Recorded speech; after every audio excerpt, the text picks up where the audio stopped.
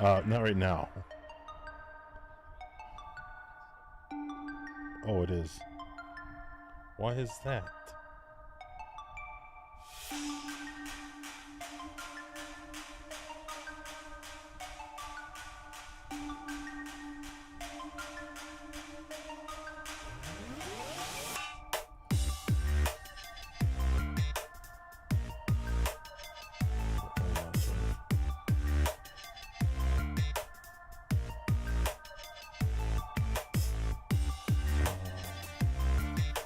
Yeah, pull the streams up so you can see the chat.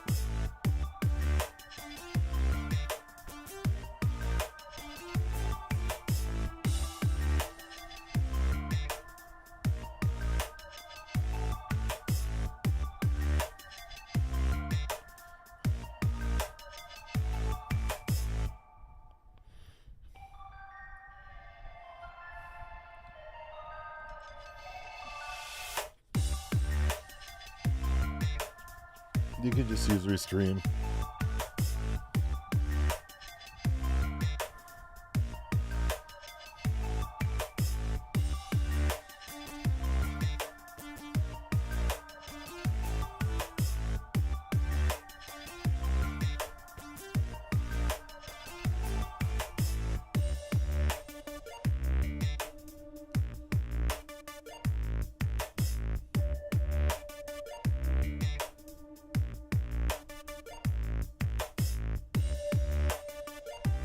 Alright, I'm just flipping the podcasting. Yep, we're good. Except the audio's peaking. Alright, talk to me. Talk from again. Cough, cough. Double Okay. cough. Fair. Sounds alright. Your audio sounds fantastic, by the way. Thank you. Can you listen to the audio on the I'll listen stream? to it on Yeah, it's YouTube. different. I gotta change that.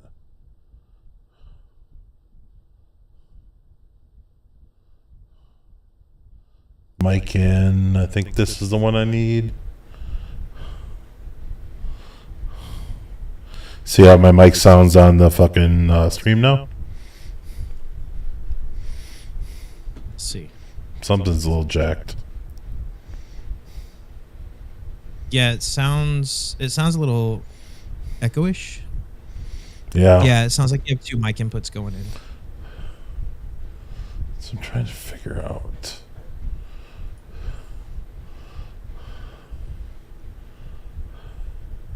But it sounds really good though outside of that.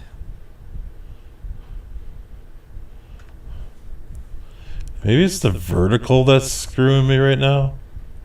Could be.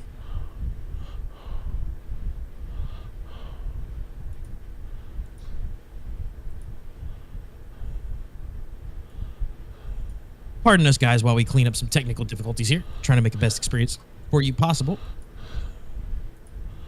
Okay. How's this? Is this better?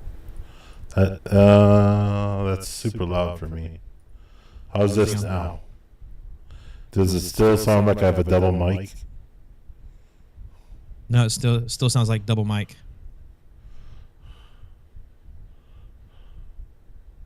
Let me check on another platform here. Hold on, no, I think desktop audio doesn't have my mic. Discord chat doesn't have my mic. That's got my mic.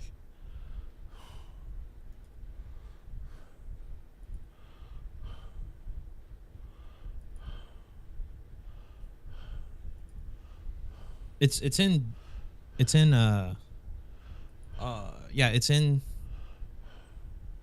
OBS because I have the mics muted for the video streams. Disable.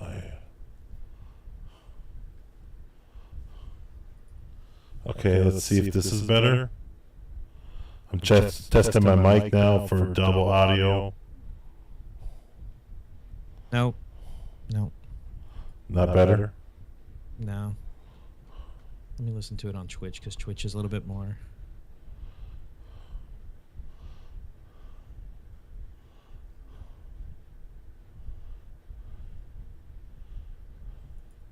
You don't have sound on the stream, right? No. On your browser? Nope. Because otherwise it'd be affecting me too. Like both of us are muted.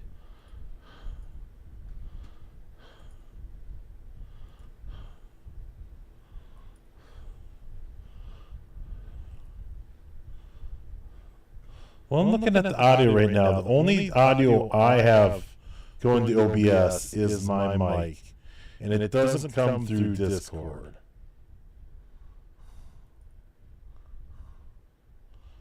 Mute Discord and just talk. This is me muting Discord, talking. No, it's definitely not Discord.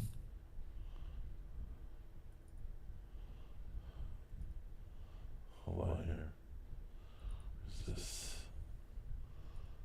Stream Mix?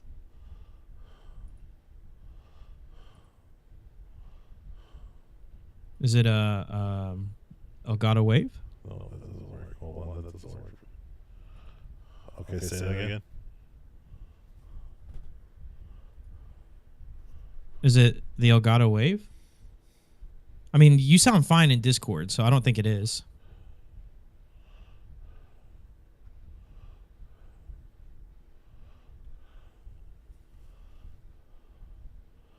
But I just can't figure out where this.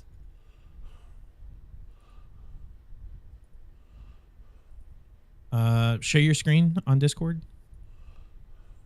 And then let me see Discord. And then let me see OBS. Hold on here. I'm just going to delete.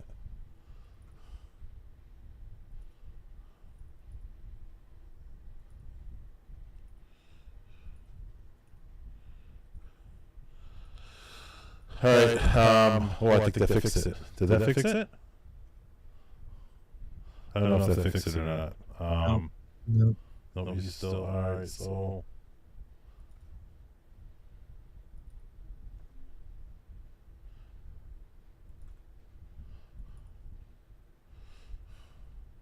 So this is my OBS setup. I have desktop audio going in, which shouldn't have anything.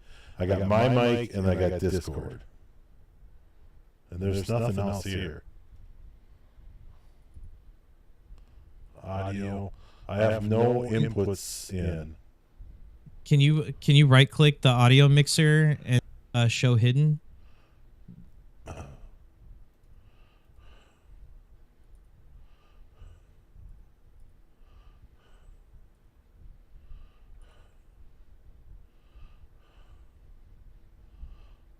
Maybe it's.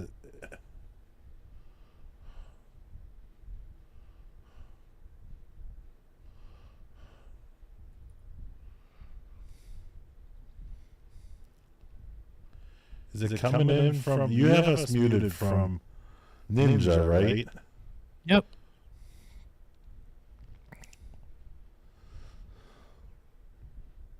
Here, do me a favor. Just shits and giggles, mute that mic effects.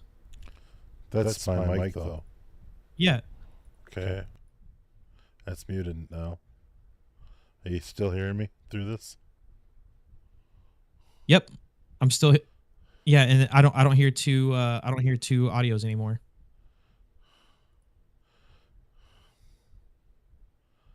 Okay, hold on here. There's usually like a default mic, and sometimes it's hidden. That's why if you right click somewhere in the audio mixer. All right, let me take that out. Is that are you still hearing me in the stream now? Yep. That's fucked up because it doesn't show. This shouldn't be working like this. Yeah, you should be able to like right click unhide all, and that should show all your audio inputs. There's my mic magically showing up. Shows up under default. It should. Yeah. So. Yeah, there you go though. That's what you were hearing. That's fine. It's dude, what the fuck? How do I get rid of this? I don't want it this way. I usually just reassign it to my mic. That's fine for now, I guess. But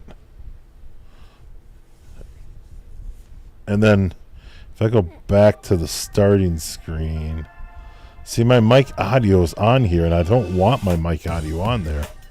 That's something changed because I used to not have. I only had my mic audio as an input, so it would not automatically be on scenes.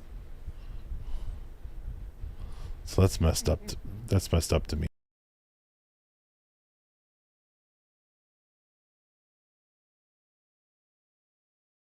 Yeah, that's actually muted to the stream. Okay, all right, whatever. That's fine for now. Then we can go with it. Something changed in OBS because that's not normally how I have it done.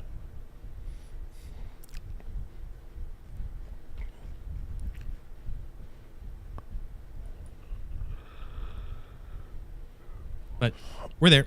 All right, stop streaming.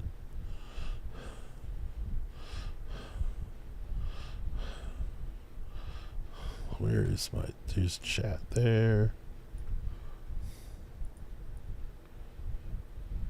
All right, guys. Thank you for bearing with us as we got through that difficult year. Yeah, normally Dagon's streaming, and mine has not. Mine was set up to stream a long time ago, but I haven't streamed the podcast myself in quite some time. So a hot minute. So all right, let's go ahead and just before we just dive right in, let me do something real quick. We should be live on YouTube too. Is that working? Yep. I have all 3 channels up. Okay. Now recording. I didn't do the checklist. Can you just double check our checklist? Where's our fucking checklist? Yeah, I gotta find it too.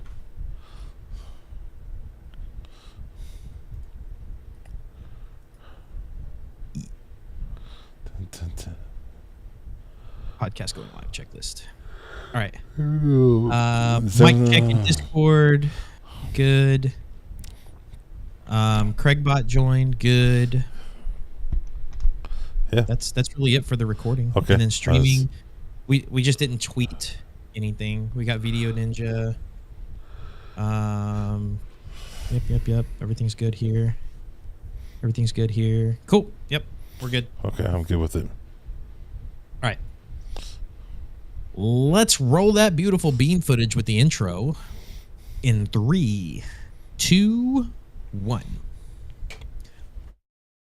What's up, game geeks and tech junkies? Welcome to A Gaming Moment, a weekly podcast about everything gaming and streaming related, including the news, tech, and software behind it.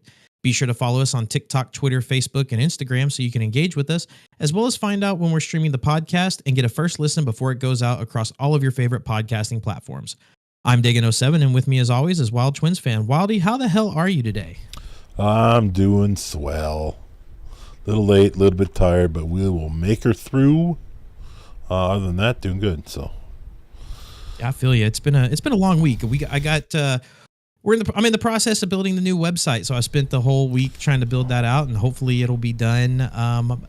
Maybe by the time you guys listen to the podcast. Yeah. So you guys have to check it out. Go to gamingmoment.com and check it out. Let us know what you think. And let's go ahead and dive right in. What do we got going on this week, Wild? A couple topics. We got again, Twitch is making some moves here, so we got to talk about Twitch again. And again, we are, a streaming podcast, so we talk a lot about that.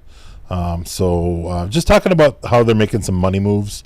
And kind of, we talked a little bit about last week about Dan Clancy, CEO, talking about give some money back to streamers. Talking a little bit about a move that might take a little money away from streamers. We're not sure, so we're going to keep a close eye on that. We're also going to talk about everyone's favorite of all things, paid subscriptions, and the fact that Ubisoft is looking to move towards a pure subscription model. Okay. That'll be interesting. Some banter. We can talk a little bit about Ready or Not. Ready or Not has dropped full gameplay. It's out in the store now as a released game. Talk a little bit about that. And we'll talk about the Mutalk 2, which is probably perfect for wild. And it's goofy. It looks like a feed bag for a horse. But what it is a device that allows you to talk without prying ears hearing, or maybe keep your voice down at night, or in more private, in a setting where you want to be more private. And then we're going to talk a little bit about Xbox Developer Direct and what came out there. So let's go ahead and roll into the Twitch topic. So Twitch is making some money moves. There's speculation in the Twitcher sphere that probably one of the biggest selling points of being a Twitch streamer may potentially disappear. The rumor has it that with Twitch's financial struggles, they may be taking away Twitch Prime subs, which is going to kill a lot of small streamers, because a lot of small streamers rely on that as their, like, not as their main source of income, but that's like their inspiration. Be like, okay, I'm going to keep going on this platform because these people are willing to, give their Twitch Prime subs. And if you don't know what a Twitch Prime sub is, if you have an Amazon Prime account and you link it to your Twitch account, you get one free sub a month, in which the creator that you support gets it's like $2.50 based off of that sub. So Twitch CEO Dan Clancy disclosed that Twitch isn't currently profitable. We knew that. We've been talking about that. And he emphasized the importance of making sure Prime still exists in some way, but he didn't say like the subs were going to be affected, but he didn't say they weren't going to be affected. So how might Twitch's current lack of profitability impact the future of the Prime sub program, and what changes could be anticipated? Well, let's think of that. The Prime sub is really just like, it costs me as a Prime user, it costs me nothing to get my free Prime sub. I pay for Prime, but it's Amazon, I think, has kind of got their hands on that, so I think they're maybe looking at it as just a straight cost that's going to Twitch, or going out of Amazon to people. So it's I can see how it costs them money, but I do think it's one of the big impacts for the streamers. It allows people to not put any more money out each month and still support somebody. And I like to take my Prime sub and kind of share it with my fellow streaming buddies, and I try to pick a different buddy or whatever each month, or every now and then just a random person, and it's just a little token to say, hey, how's it going, and all that. So it's been a big thing, and you'll watch a lot of the big streamers call out, hey, let's, they'll jump to a stream and they'll rate a stream, and they're like, hey, throw your free Prime subs in here. And so they'll drop into that, and all of a sudden, Twitch chats will be dropping Primes for all these small streamers and stuff, and it can give them a big boost. But again, we're talking about how Clancy's vision is to get Twitch to a profitable standpoint, and with that, this is kind of just money going out of Twitch's pocket. So this could be a cut, and we don't know that, and he kind of skated around the question when asked directly. So that leads me to believe, because he didn't take it head on and say, no, that's important to our viewers and our streamers that we have that free Prime, that Prime may go away somehow. I don't know. Maybe they're going to stop giving people money for it, but they'll allow them to have the sub benefits, which, so, I mean, and that's kind of screwing the streamer too, I mean, a lot of people take that sub for, the emotes, and for, give them a little bit of support without having to reach back into their pocket and grab a little bit more money. So, more importantly, no ads. Yeah, and I think that could be a huge change to the game for the streamers. And again, the streamers are going to be the one that pay for this, and not Twitch. So it's another little money pull if this happens. So it's not a great sign for the small streamers. And I mean, realistically, you're probably, I don't know how many, if it's make or break for a lot of streamers, but I imagine there's quite a few streamers out there it would be make or break for. But the big streamers would probably be fine. The small streamers probably weren't paying their bills with Twitch anyways. So I don't know. The reason this has been getting so much run is, like you said, he's kind of skated around the question. And usually when Dan Clancy is asked a question, he's usually pretty direct in his answer. So a lot of people took, him skating around the answer, took it as like they're not necessarily sure what direction they want to go with it. So like a lot of small streamers, they rely on these not as a huge source of income, but like I said, it's like their motivation to keep streaming to the platform. Like that's what keeps them coming back to Twitch, because they are being supported by their audience, whether it's Twitch Prime subs or not. That's still $2.50 for every subscription. So, the concerns there are substantial, and I think the impact of that is going to be substantial to streamers. On top of that, that's another piece that Twitch holds that differentiates them from other websites, right? That differentiates them from Kick. Exactly. So, it could be giving Kick a little bit of a bump by doing this too now. I mean, it's less incentive for streamers to be on Twitch, and the last thing Twitch wants is the next big streamer to be found on Kick. That's right. Well, I mean, speaking of the next big streamer to be found on Kick, a lot of the big streamers are potentially moving over to Kick. And one of the main reasons now is Twitch. In that same interview with Dan Clancy, he came out and said that they're going to stop massive contracts.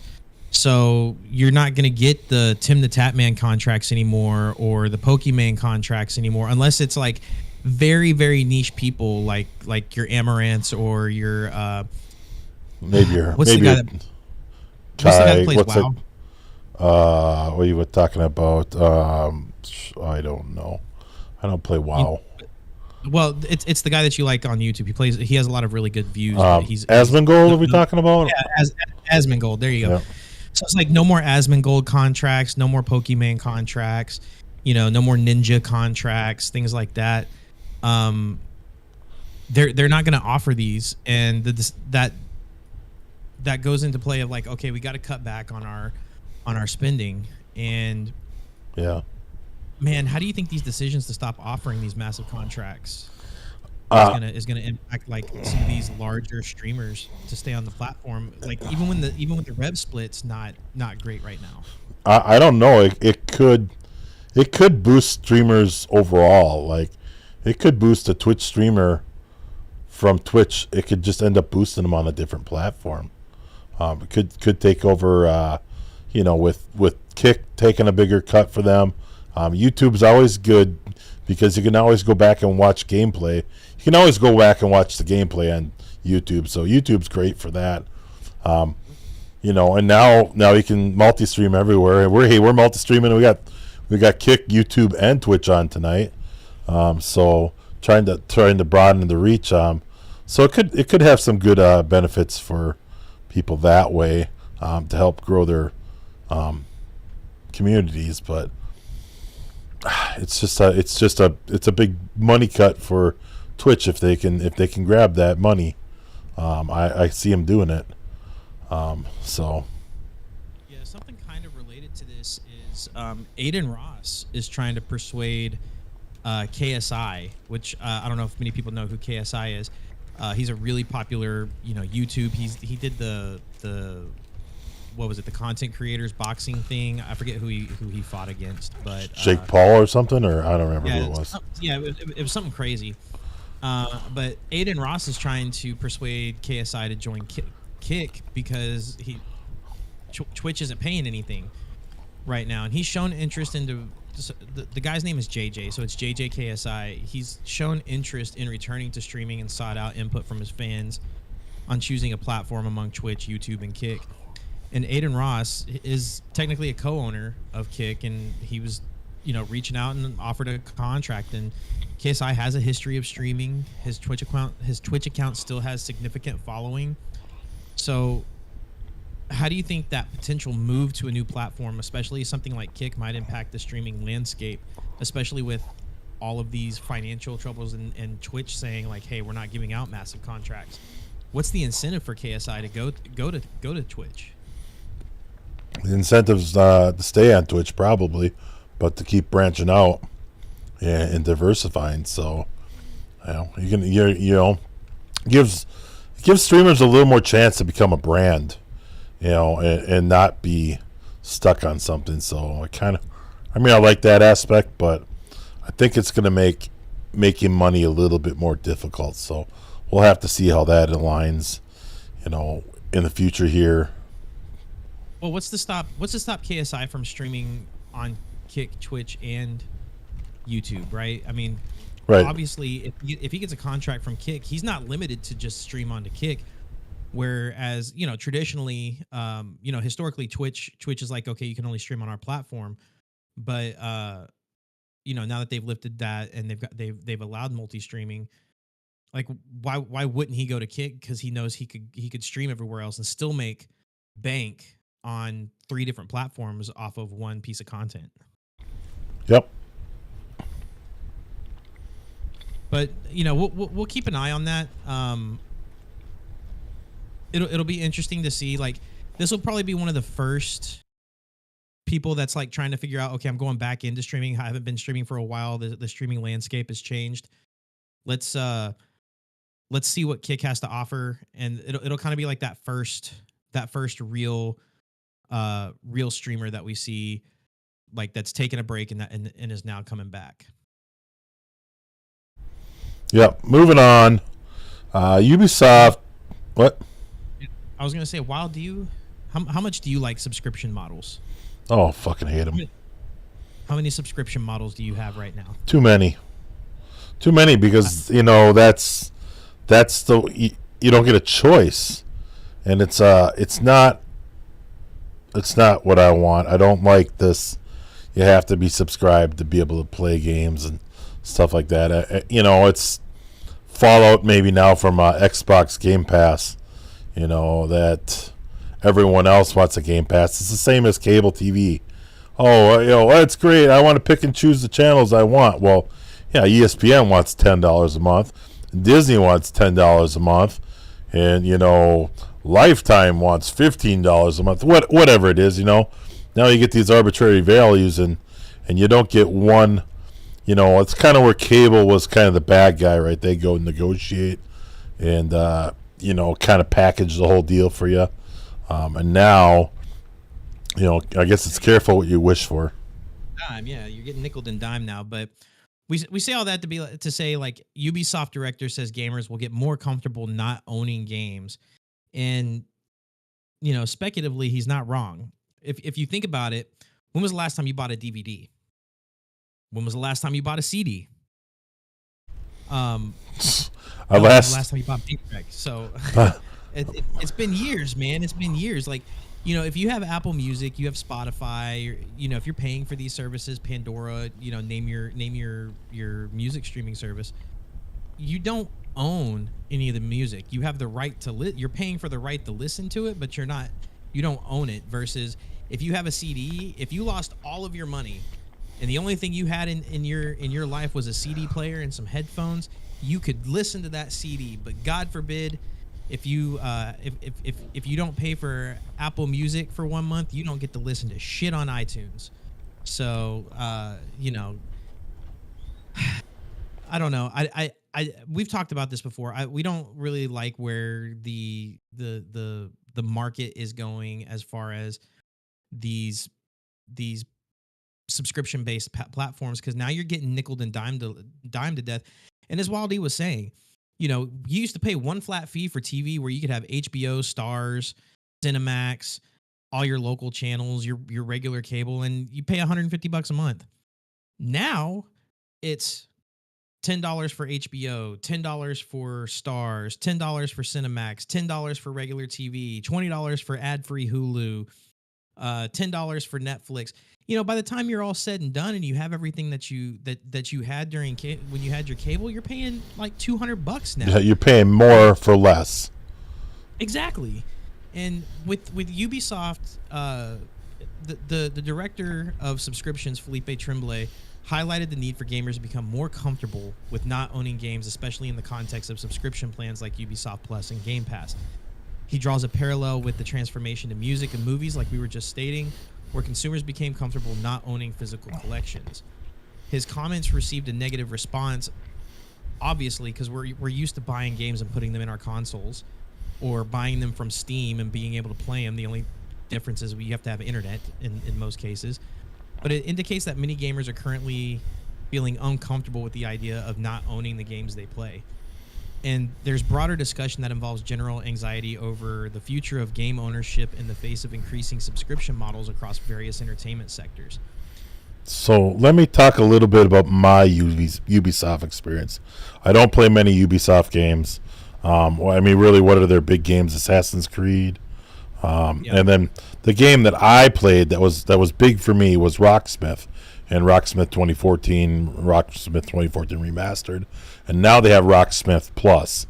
So Rocksmith 2014, you paid, the game was like $50-$60, right? But came with a cable, kind of a proprietary cable. Let's call it, hardware that ended up being kind of, DRM, kind of keeping you on their cable for, you could bypass it, but essentially it was a cable to hook up your guitar to a PC and play real music with. So you're playing real songs, and you would get real,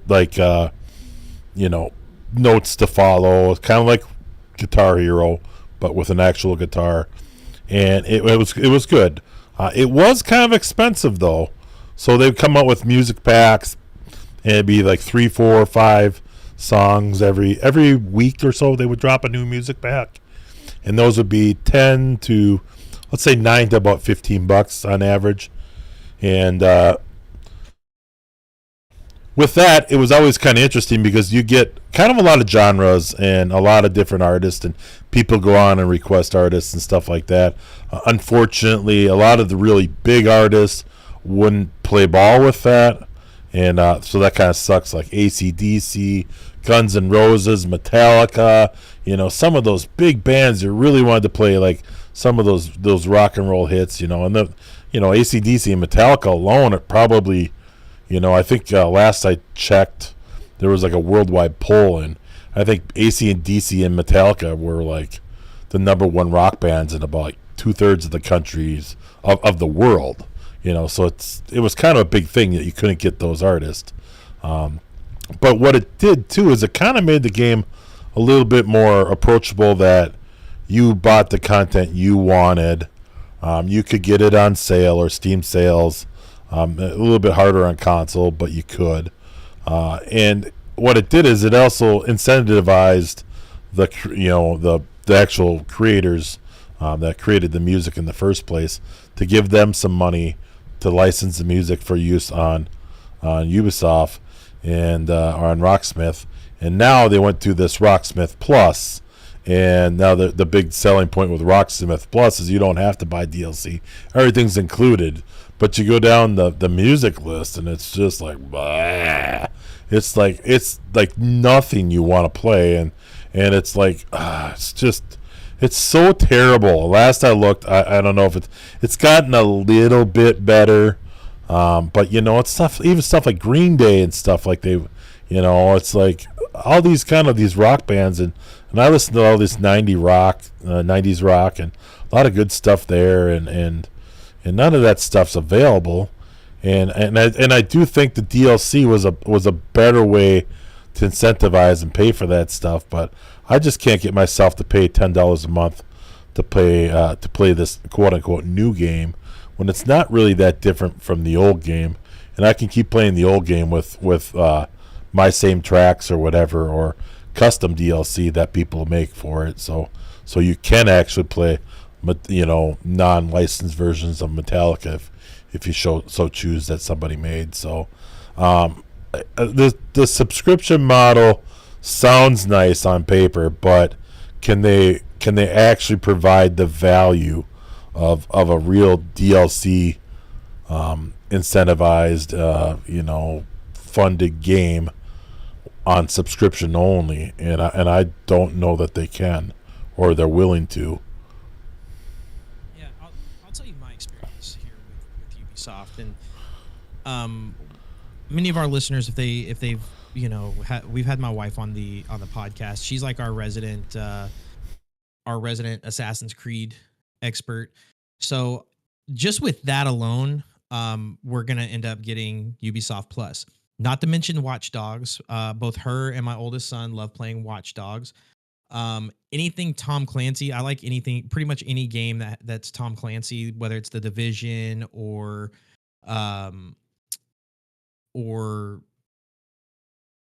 what's the one I'm thinking of? I can't. Rainbow Six, things like that. They have a lot of really good games that, and they have a really good following. So it's not like they're going to be hurting if they moved when they start like completely moving to the subscription based model.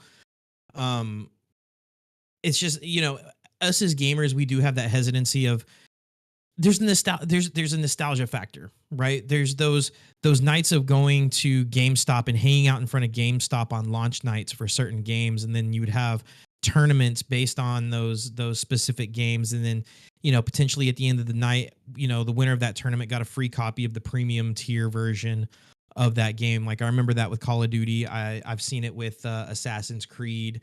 So there's a culture that's being changed in the process of going to this subscription based model, because this is something that like our kids are never gonna get to experience, and it sucks. And that's the way that I look at it. Like I'm cool with it being a subscription based model, but you're taking away experiences that we experienced from, and you're taking away business from companies like GameStop and things like that. These places that resell games. You're taking out an entire industry at that point. Yeah. So guys, take your stream to the next level with professional overlays from Nerd or Die. As proud affiliates, we highly recommend their eye-catching and customizable designs to make you stand out. With animated templates, alerts, panels, and logos, you can achieve a polished, high-quality look that wows viewers. Easily customize colors, add your branding, and include the info you want. Nerd or Die makes it simple to create an overlay exactly how you envision. So treat yourself and your community to an engaging stream centered around a slick, modern overlay. Level up the quality and energy with just a few clicks thanks to Nerd or Die. Just visit agamingmoment.com/nerdordie today. What are you waiting for? So Wild, you talked me into it, man. Yep. I did it. I pulled the trigger. I did something I don't ever do. I bought a video game. Nice. You buy the subscription? I'm already subscribed to Steam. Thank you. So, a new game that's really kind of piqued my interest, Wild's interest, and many people in our community has been Ready or Not, and it's what it is it's basically a SWAT simulation game. Like you're basically you have like, what is it, a 4-man? You can have a 4-man up team. to a 4-man team. Yep. Yeah, up to a 4-man team, and you're basically doing like SWAT tactics. So it's in a city setting. The city's called Los Sueños, and that faces a significant increase in violent crime, setting the stage for intense and challenging scenarios. And SWAT teams are dispatched to handle high-risk situations, including hostage crisis, bomb threats, and barricaded suspects. So, watching some gameplay on this, Wild, it seems really cool. I thought there was a VR version of this game. There's not. It's a different game. No, that's yeah. But this game looks really, really good. It's had a lot of really good reviews. Yeah, so I actually played a little bit this evening. Got one of the other guys popped on and was ready to go. I've been trying to drag people into it, and Day, you didn't get on in time enough to catch that, but maybe a little bit later. But yeah, so I kind of like it because it's Rainbow Six Siege-ish. You're kind of real tactical. You're playing a little bit slower, trying to play a little bit smarter. And I tell you what, we had some learning experiences tonight. And I played a little bit several months ago, back before it was actually released, and it was actually released on the 13th of December. And so it's been out a little over a month now. And we just got the first patch now that it's been released to kind of clean up some bugs and stuff. But I forgot that for the NPCs in this game, they're pretty aggressive and pretty. It's a different level of play. Like they'll flank you, they'll hide around a corner and wait for you. Just they play much smarter than your average NPC. And so it's fun, and it's definitely it's punishing. To me, as a search and destroy player from Call of Duty and as a PUBG player, it kind of meets the middle of both of those two games for me. A little bit where you're object based, your one life matters, right? So you can't just die and respawn and die and respawn and die and respawn. So it's like you need to play smart and tactically. You need to use your equipment, your flashes and stuff like that, and it's pretty fun. We completed one mission, what did we complete? I think we completed two. We completed two missions, but we died like 4 times or 5 times on the one mission before we were finally able to pull it off, and they were pretty low level missions, but they're pretty tough. And taking some of those shots and some of the shots we were taking from the guys, it was pretty nasty. And the one where I saw a guy reached under the door, and you got a camera or a mirror, and you can kind of see them under the door to see they're on the other side of the locked door. And I picked the lock, and we went to go. Once we picked the lock, we were getting ready to kick the door open, but the NPC realized that we picked the lock and just wall banged me right through the door and killed me. And I was like, I forgot they can do that. Like, so it's like some of that stuff is, I don't know of another game that's really done that. I'm sure other games have done that, but just the kind of like the reality of that moment. So to one up it, after we both died that round, shortly thereafter, I got wall banged through the door.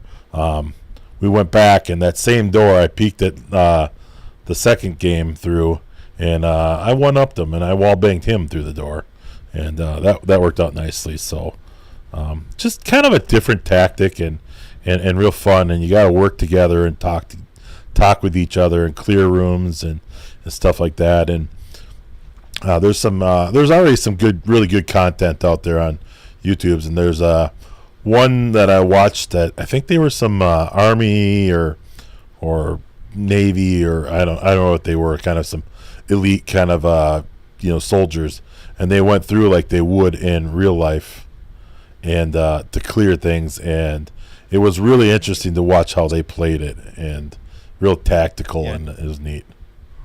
Yeah, I think those were Navy SEALs. I think I remember seeing that same video. Yep.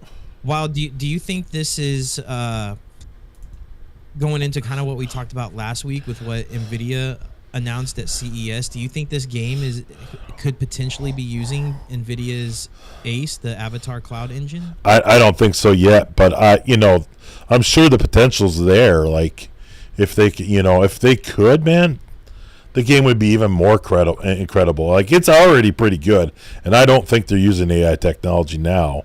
But if they could use AI technology, man, that game would be nasty. So it's been a lot of fun. I'm definitely going to play more. I would have played more tonight, but my buddy I was playing with was like, I think he had it. Like he just stressful because it's But I was kind of chilled out because I've played him. I've played a little bit more than he has. I've watched more gameplay. I expected to die. I went in with the mindset we were going to learn a lot, probably the hard way, which we did, and we got better. So it was that. But I know my buddy was cashed, and he was like, "Yeah, I'm good for the night." And to be honest, PUBG was that for me for a long time. I could play like an hour or two, and I was just done. That was all I could do, and it was just so mentally taxing for me. So, but not so much for me tonight. I'm really looking forward to getting into the game. This is one of the games that's really like piqued my interest in a long time. Like you have your Call of Duties. Like I still haven't even bought the Call of Duty Modern Warfare 3 yet. Yeah. So I bought this before I bought Modern Warfare 3. So that's got to tell you something. And I'm very choosy on where I'm going to spend money on games because there's so many free to play options out there that are so good. So spending money on, especially like for this game, it's $50, and I should have bought it when it was in beta because it was $30 in beta. So I kind of helped myself on that one. Yeah. But I didn't believe it was going to be as good of a game as it actually turned out to be. They've done a lot of patches and a lot of updates to it since beta, and I think now it's officially released. It's out of beta and it's official now. But I can't wait to get into it and start raging myself. Yeah, I think it's got some really nice eye candy on some of the levels. Like it looks pretty realistic. But the one game, I know the one game you were thinking was Unrecord, and it feels a lot like Unrecord. Although we're still waiting to see more of that game yet, but it looks like an even more amped up version of this game. But even now the graphics and stuff are pretty cool. Like you can shoot the water coolers, and the water will drain down to your bullet level and stuff like that. The one mission we had, we raided a house and it was like a streamer house where there was people streaming, and when you got in the room and we cleared the room, I got up by the computer and there was like a streamer set up computer there, and I'm watching myself dance around on the monitor, and it was like being swatted on on a stream, which is still not cool. So it's one of those things. As far as a video game goes, I haven't seen anything kind of like that before. So pretty interesting. I think it's worth the money. It is one of the more expensive games out there at the moment now. But maybe they'll make some changes there. So, Wally, you want to talk about this Mew Talk? Is it Mew or Mew? Mew Talk 2? I think it's Mew Talk, but I'm not really sure because I haven't really seen a whole lot on it. But I just thought it was funny because I get in trouble because my desk is between a couple bedrooms, and if I'm playing late, I'm always trying to be quiet, or I'll turn my mic off. Or every once in a while, I just get fucking pissed off at some idiot teammate, and I gotta holler at my teammate or whatever. Or even now, right now, we're recording the podcast late at night. People are trying to sleep, and I'm trying to kind of keep it down. But they're somewhat used to me. But this new headset now straps on. It looks a little bit like a feed bag for a horse. That's kind of what I think it looks like. Ridiculous. But it looks ridiculous, but it's got a microphone built into it, and it muffles your voice and your sound, so you're able to talk without broadcasting out to a bigger environment and stuff like that. So, if your space was limited and this was what you have to do to be able to play, it might be pretty good. And it also work for if you're having sensitive data and you had to talk about something that's kind of sensitive and you couldn't really get fully isolated from other people, then it might be a good choice for something like that. My wife has an office at work, and it's really well designed. The walls are glass. Can you imagine how soundproof that is? And if you have to have a delicate conversation, her room is not the room that you can have that in. But if you had something like this, that would take that volume down enough that you could, admittedly, you probably look a little bit silly wearing the thing, but that might be the difference for some people to game or not, because I know if you play late night games, you definitely notice that mics are less and less and less during the night, that people aren't using their mics because there's people in the house sleeping.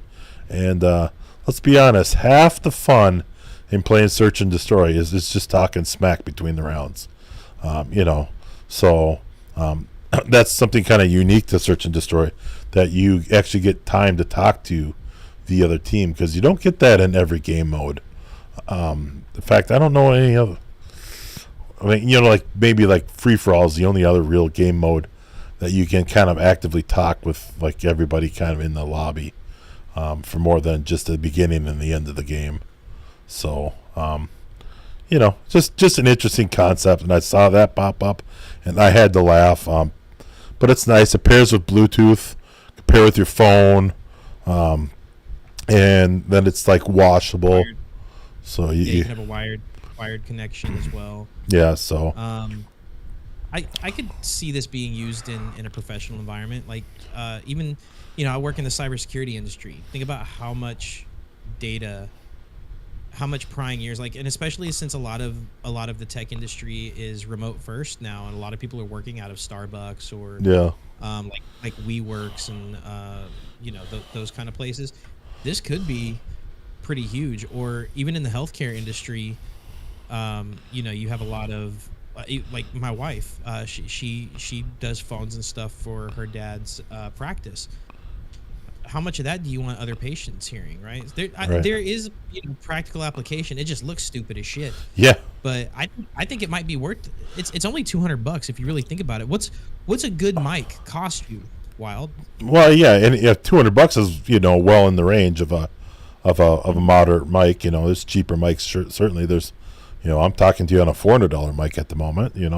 Does it make it better? I don't know. You on a $70 mic, right? So it's I really do think I'm going to buy this, just because I'm so curious about it. I want to know, because it would be kind of fun to be able to strap that on and talk a little bit more at night. Talk a little more smack as I if I want a late night Call of Duty session. I want my wife to be able to sleep and go to work. Because I work weird hours, so sometimes I don't have to go to sleep and be ready for work like that. So, just an interesting thing if you guys want to check it out. Mutech 2, it's actually their second version. I don't know much of their first version, but I know this is supposed to be an upgrade to that. And I just thought that was one of the more interesting devices that come out of CES. So, I wanted to just touch on that. So, Day, you want to take us into the Day, you want to take us into the Xbox Developer Direct? Yeah, absolutely. So this was post CES. Xbox has a small show post CES called the Xbox Developer Direct, where they basically go over some new things that are coming out. Essentially, they showcased 5 upcoming games across Xbox Series X and S. Some PC games, Xbox Game Pass, and other cloud platforms. So one of the games that was announced was Avowed, which is Obsidian's Avowed, which offers a deep fantasy RPG experience with player choice. That's set to launch in the fall of 2024. I've already said I'm not buying Avowed. Some of their initial advertisement is this bear, and he looks like he has these pussy pimples all over him, and it's just disgusting. Every time I look at like the most grotesque thing I can think of is something covered in pussy pimples, and it's just, I don't know that's what it is. Yeah, I don't know what that. Yeah, so I don't know. It's just gross. But anyways, I just wanted to say that. Wild commented on one of the posts. If you check out our our Instagram, or it was on Facebook, excuse me, and you'll see exactly what he's talking about if you follow us on Facebook. Had some weird interactions off that post too. That spiraled quite downhill. So if you guys wanna find that post, it's kind of funny. I was giggling. My wife was giggling. And then on top of all of that, Square Enix made a surprise appearance and presented Visions of Mana, So they're making a return to the series after 15 years. So you know the storyline's got to be good. They've been working on it for 15 damn years. The RPG is set to launch in summer of 2024. They got some behind the scenes of Senua's Saga, Hellblade 2. Ninja Theory provided a behind the scenes look at Senua's Saga, Hellblade 2, sharing insights from the final months of development. That game is set to launch on May 21st, 2024. And then a new historical grand strategy, Ara History Untold. Oxide Games introduced Ara History Untold, which is an innovative historical grand strategy game launching in fall of 2024. And then one of the bigger things to actually come out of this this developer direct was an Indiana Jones game. Of all things, Indiana Jones game, and people are really hyped about this Indiana Jones game. While not, you're a little bit older than me. We're not going to say by how much, but just a little bit, just a tick. And were you an Indiana Jones fan growing up? I mean, I think you have to be like there. I think it's a classic movie that even today you can go back and watch that, and it doesn't feel dated.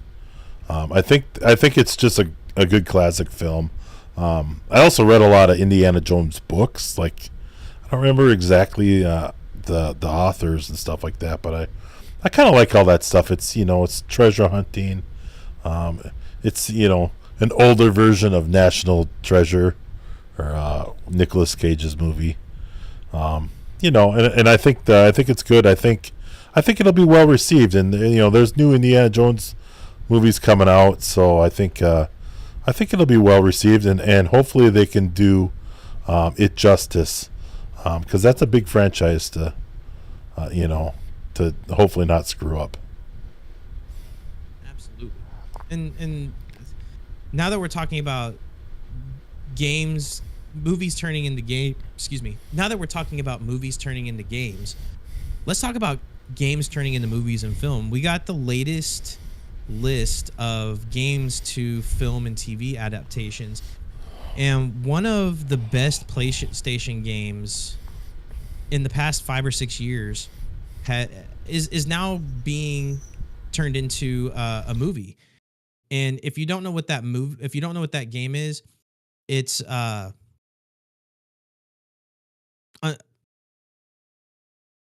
wow, hang on, I lost it.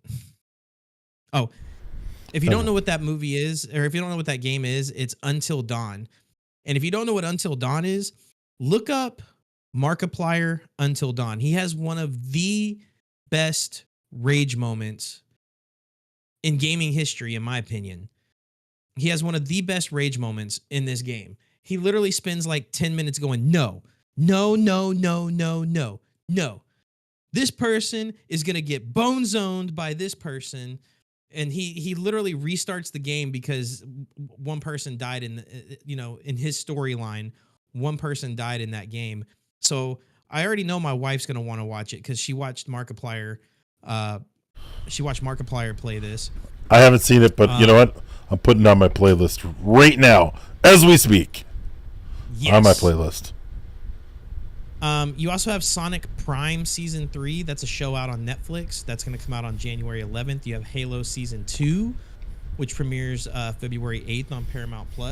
You have a Fallout TV show, which I didn't even know was a thing.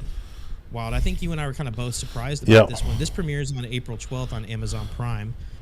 Wild doesn't know who Knuckles is, so he obviously isn't a Sonic fan, but you have Knuckles TV show coming out on Paramount+. Borderlands is going to be a movie. That should be interesting. That'll be really interesting. I'm really interested to see how that one plays out, because they got everything in that game as really an interesting character. Yeah. And then you have Arcane Season 2. That's to be determined, but it's going to be sometime in Netflix, or sometime in November on Netflix. Got those confused. Then you have a Sonic the Hedgehog 3 movie coming out on December 20th. I guess I missed two.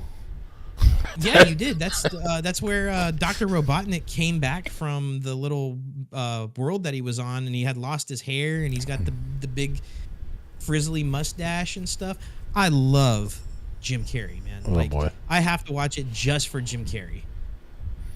Then you have Dead Cells. That's going to be an animated TV show. You have Devil May Cry, which is going to be an anime. And then Tomb Raider, The Legend of Lara Croft, which is going to be an anime on Netflix. Those are all to be determined, like to be released. They don't have any date. They don't have any release dates on those yet. So just a bunch of crap to add to the list of videos that my wife and I are going to produce for these reviews on these games to film and TV adaptations, and give you our view on, was it good? Did it stay true to the storyline? Did they Hollywood it up too much? In my opinion, games don't need to be Hollywooded up too much, because they have to follow a storyline to keep the gamers entertained and going in the game.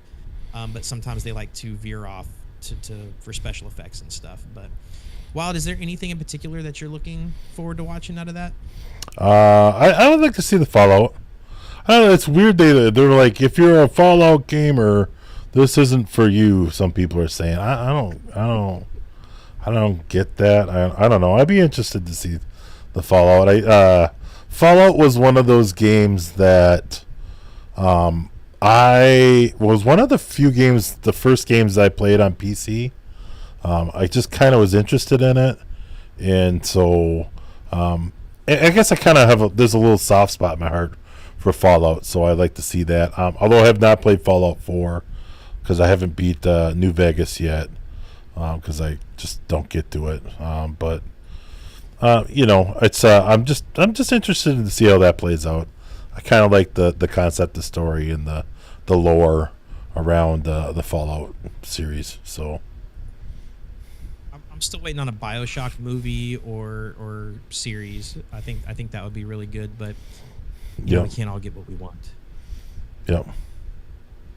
So guys, don't miss out on all the fun. Follow us on Twitter, Facebook, and Instagram to join in on the conversation and catch a sneak peek of our latest episodes before they hit all major podcasting platforms. Please stay in the loop on when we're... let me reread that whole thing, man. That came out weird. So guys, don't miss out on all the fun. Follow us on Twitter, Facebook, and Instagram to join in on the conversation and catch a sneak peek of our latest episodes before they hit all major podcasting platforms. Plus, stay in the loop on when we're streaming our podcast live so you can be the first to tune in. Trust us, you won't want to miss a minute of the action. So as we alluded to earlier, Wild, you found that post on Avowed.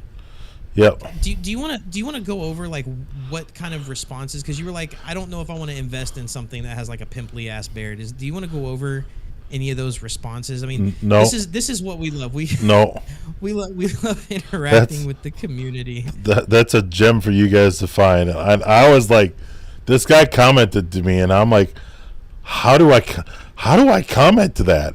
Why does he say these things? And I'm like, I urge you guys to just go find our Facebook profile and find. You should be able to find my post. Looking at our history and stuff. I don't. Sometimes the only thing you can do when someone says something so off to you is play to it, and that's all I could think of doing. And I was like, man, I feel like I'm skirting the line here, whether I'm going to get in trouble for this or not. And I know that my comments actually got kind of filtered, like out of like the best comments, instead of like all comments.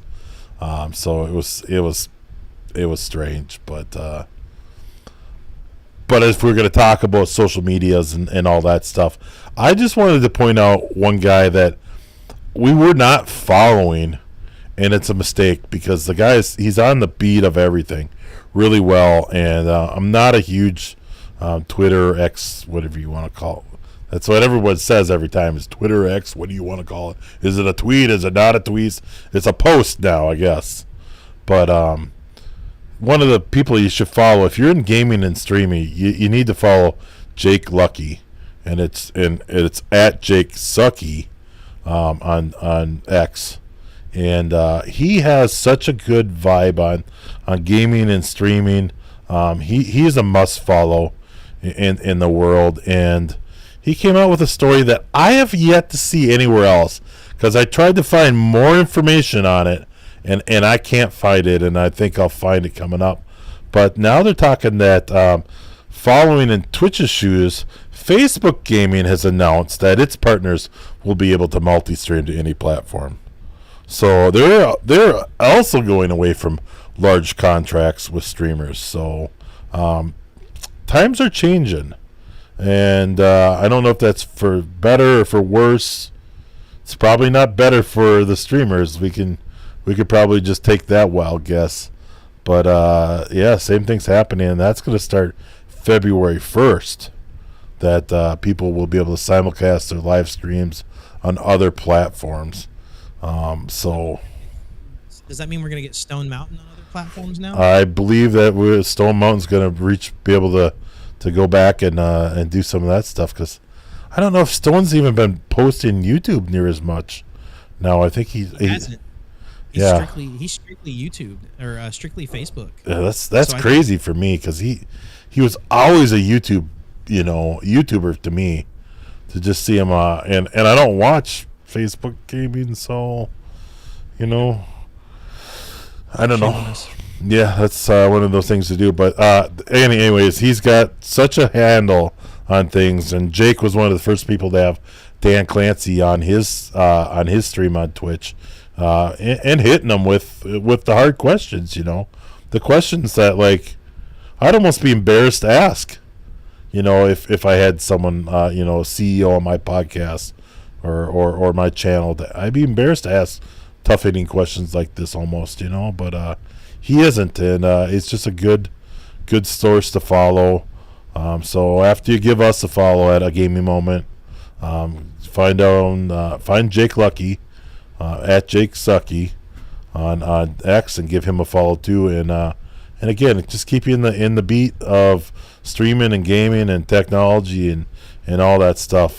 He's a great source. So, and you can see just the people following up with comments are some there's some names in there, some streamers and people. So yeah. So guys, thanks for tuning in. In this episode, we delved into the evolving landscape of Twitch and Ubisoft's bold move towards a pure subscription model. Also, don't forget to hit that subscribe button so you never miss an episode. And if you want to take your support to the next level, you can head on over to our Patreon page, as well as our merch page. If you want to get some of that timeless classic merch, you can visit agm.cx, and that takes you to our Linktree page where you can find everything about us. So if you need to follow us if you're not following us on any social media platform, or if you're missing one, you could definitely find it right there. So thanks again for listening in. And until next time, guys, keep grinding. And I'd also like to open it up. I don't know if anyone's watching the streams right now. I can't see a head count. Maybe a couple people. I don't know if anyone watching the stream had any questions for Dagon or I on the podcast, or gaming or streaming or anything related. Give us a holler in chat here. We'll give you a little bit of time. If you need a little bit more time, let us know to type your question. But again, we stream this because we record this for the podcast. It's basically an extra click or two just to stream it for us. But we'll take this audio, clean it up, edit it out, and throw this out as a podcast here pretty quick. If you were here and got to watch the show, it's pretty much the same thing, just a little bit cleaned up. And yeah, that's about it. I didn't cover it in the podcast, Dave, but that one link, and it's excuse me, Hindustan Times, which I don't know if this is Indian or something, like says that Ninja was the highest earning Twitch streamer in 2023, whopping 500,000 per month. But I haven't seen that substantiated anywhere else, and it came from across the world. But that blows my mind. He doesn't seem as relevant. Validity in that. Yeah. I don't find any validity in that. He's not at the top of the Twitch charts. When you log into Twitch, he's not there. What is streamer database?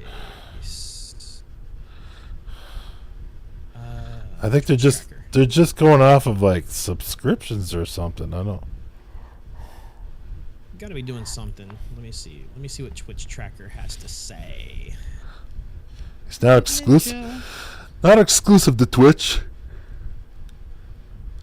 Streams on all the platforms. Ninja Blevins. So he currently has his he had a kind of a big gain, but he's got 8,827, or excuse me, as of today, right now, January 21st, 12:33 a.m. Central Time, he has 6,817 active subscriptions. But they said he had like almost 15,000 last month, and then 25,000 in November, but only So 3,500 in October. I can confirm that he had on January 1st, he had 15,632. On January 2nd. Okay.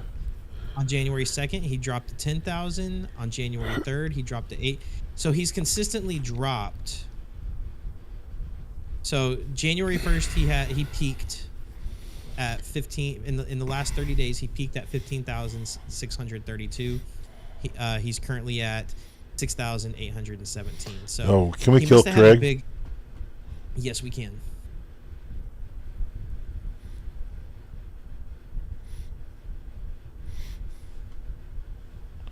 So, I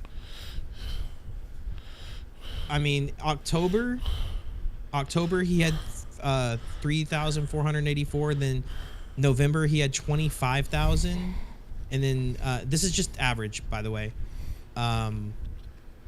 He only had, and then December he had an average of 14,939.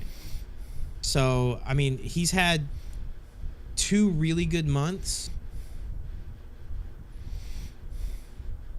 and then the rest were meh. Yeah. And I mean, most of his subs are tier 1 subs. He's got less than 10 tier 2 subs, less than 10 tier 3 subs. And the vast majority of his subs, he had 6,950 gifted subs in November, 1,925 gifted in December, and then so far this month, he's had 859. So the vast majority of his income from Twitch is coming in from gifted subs, which is not a sustainable model. Yeah.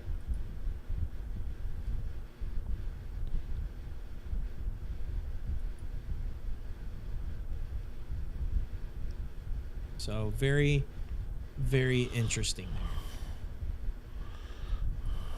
Let's see. Right now, Jinxie has the most viewers on. Jinxie had the most viewers. Top live. Oh, Jinxie has the most viewers right now. He's got currently 69,000 viewers. Never heard of or. He does a lot of like Rainbow Six Siege stuff. Yeah. He's a siege coach as well. Very, very knowledgeable about the game. Yeah. You know, he's come across my YouTube timeline quite a bit for some odd reason recently. So Yeah, I haven't seen him. I'll have to be good to watch. That's my preferred way of learning. Like Rainbow Siege, Six Siege. Talk about a game to fucking learn, dude.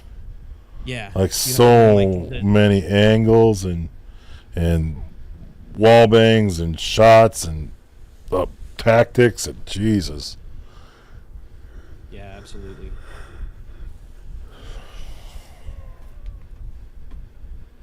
All right, guys. Well, I think I think we're gonna kill the stream. No more there. questions. Thank you guys for hanging out. Be sure to again follow us on all your favorite social media platforms. On YouTube, if you haven't hit the subscribe button, hit that subscribe button. Join our Discord. If you haven't, absolutely, discord.agamingmoment.com. Follow us on all of our social medias. Find us on your favorite podcasting platform, whether it's Apple, Google, Spotify. Amazon, Spotify. You know, name your flavor. Yeah. We're there. And we'll see you guys next week. All right.